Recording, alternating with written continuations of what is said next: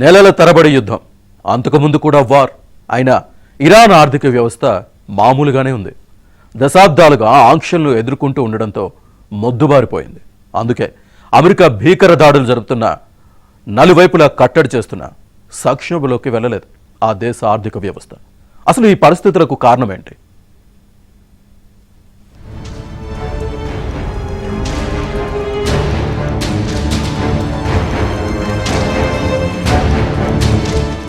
నాలుగు నెలలుగా యుద్ధం జరుగుతుండడం, అమెరికా ఇజ్రాయెల్ ముప్పేట దాడులు జరుపుతుండడంతో ఇరాన్ కకావికలమవుతోంది.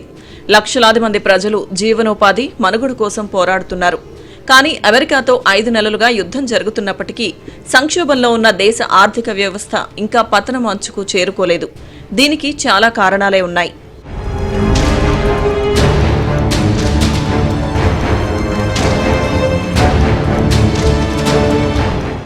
$9.30 జనాభా ఉన్న ఇరాన్ విశాలమైన వనరులతో సమృద్ధిగా ఉన్న దేశం. ప్రధాన చమురు ఎగుమతి దేశమే అయినా మిగతా రంగాలను సైతం ఎంతో కొంత అభివృద్ధి చేసుకుంది. ఇరాన్ విస్తీర్ణం దాదాపు 17 లక్షల చదరపు కిలోమీటర్లు, అంటే భారత్లోని సగం భూభాగం కన్నా ఎక్కువ. దశాబ్దాలుగా అధికారుల కఠినమైన ఆర్థిక ఆంక్షలు ఎదుర్కొంటోంది. యుద్ధాలలో మునిగి తేలుతోంది. ఒక్క చమురుపైనే ఆధారపడితే దెబ్బతింటామన్న ఉద్దేశంతో వ్యవసాయం, తయారీ రంగం, సేవా రంగాల వైపు మళ్లింది. దశాబ్ద కాలంగా ఆంక్షలు కొనసాగుతూ ఉండడంతో ఇప్పటికే ఇరాన్ ప్రజలు భారీ మూల్యం చెల్లించుకున్నారు. వీటిని తట్టుకోలేక దేశవ్యాప్తంగా నిరసనలు జరిగాయి. ద్రవ్యోల్బణం 90% చేరింది.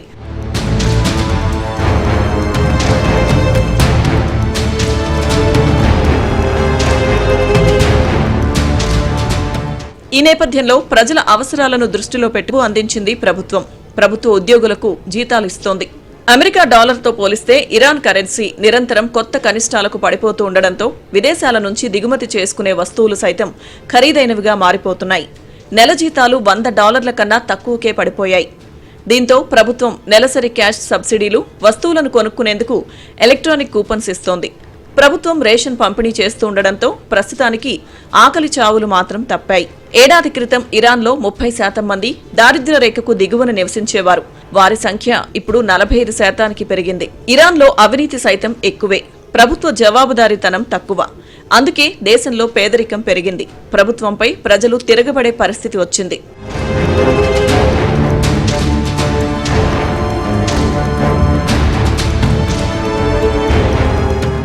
ఆంక్షలు ఉన్న భారత్, చైనా సహా పలు తూర్పు, ఆగ్నేయాసియా దేశాలకు చమురు ఎగుమతి చేస్తోంది ఇరాన్. ఈ రహస్య ఎగుమతులతో భారీగా ఆర్జిస్తూ ప్రజలకు కొంత పంచిపెడుతోంది ఇరాన్ ప్రభుత్వం. ఈ విధంగా సమస్యలను అధిగమిస్తోంది. అయితే దేశంలో బాగా చదువుకున్న వారు, వ్యాపారవేత్తలు మాత్రం వేరే దేశాలకు వలస వెళ్లేందుకు ప్రయత్నిస్తున్నారు. ఇరానియన్లు వినియోగాన్ని తగ్గించుకున్నారు. డైరీ ఉత్పత్తులను వాడడం మానేశారు. ఇరాన్ ఆర్థిక వ్యవస్థ ఇప్పటికైతే పూర్తిగా కుప్పకూలలేదు, కానీ త్వరలో కొలాప్స్ అయ్యే ఛాన్స్ ఉంది.